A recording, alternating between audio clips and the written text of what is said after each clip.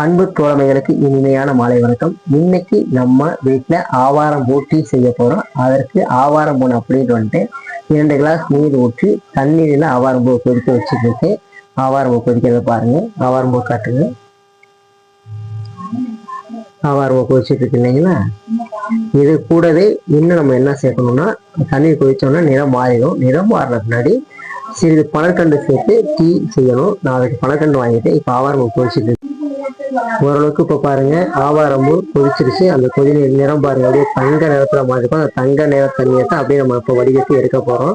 இப்போ வடிகட்ட போறேன். வடிகட்டி அதோட சிறிது பனற்கண்டு சேர்க்க போறோம். அந்த பனற்கண்டு தயாராகிடுச்சு. பனற்கண்டு வாங்கிட்டு வந்து வச்சிருக்கிறேன். கிட்டத்தட்ட 100 கிராம் 40 ரூபா சொன்னாங்க. ஒரு 50 கிராம் வாங்கிட்டு வந்தேன். இப்போ பனங்கற்கண்டு ரெடியா இருக்கு. இப்போ நம்ம ஆவாரம்பூ தண்ணீரை அந்த பாருங்க எவ்வளவு அருமையா இருக்கு பாருங்க, தங்க நிறத்துல அந்த தண்ணீரை நம்ம ஊற்ற போறோம்.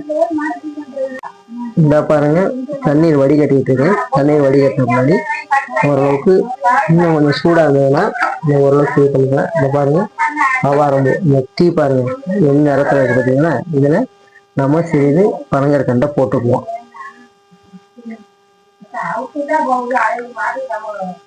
பனங்கற்கண்டு போட்டாச்சு. இந்த டீயை ஆற்றி நம்ம குடிக்க போறோம். மிகவும் சுவையாக இருக்கும். உடம்புக்கு ரொம்ப ரொம்ப நல்லது இந்த பனங்கற்கண்டு டீ. இந்த ஆவாரம் போட்டு ரொம்ப ரொம்ப நல்லது. நீங்களும் குடிங்க. உங்களுக்கு எந்த பிரச்சனையும் சர்க்கரை வியாதி இருக்கிறவங்க ரொம்ப ரொம்ப நல்லது. என்னை காட்டுங்க பாருங்க, நல்லா ஆற்றுறேன். நல்லா கொஞ்சம் வரும் செடி நீராக இருக்குது. நல்லா ஆற்றிக்கிங்க. ஆற்றிட்டு நல்லா சிறப்பாக நீங்கள் வந்து இதை பயன்படுத்திக்கலாம். ரொம்ப ரொம்ப நல்லது.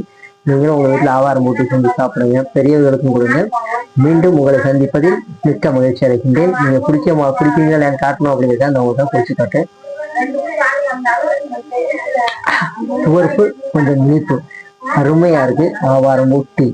மீண்டும் சந்திப்போம்.